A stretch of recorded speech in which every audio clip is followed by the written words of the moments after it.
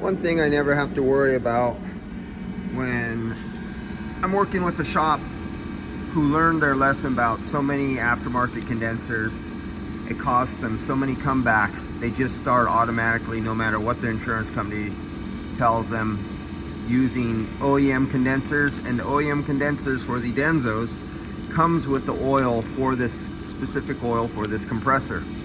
And if you look up the price of this and you look up the price of an aftermarket condenser, the difference in price, not all of them, but the difference in price between the OEM and the aftermarket, some of them you might say $50, $80, maybe $100. There are a few out there that'll be a couple $100 difference. There's the oddballs out there, but go look up the price of this and then look up the price of an aftermarket condenser if you're going to order this separately. With the OEM, you get the compressor manufacturer specified refrigerant oil for viscosity and type for the compressor for the vehicle.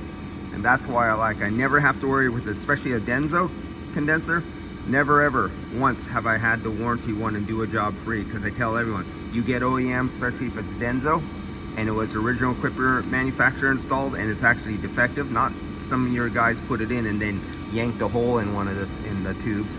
But I'll do the whole job for free. I have no problem. Well, here we are 30 years later and I still haven't done one. I'm still waiting. But aftermarket, nearly weekly basis, they're having to be replaced. That's the difference between some of the aftermarkets and the OEMs. Get the right oil. Look up the price.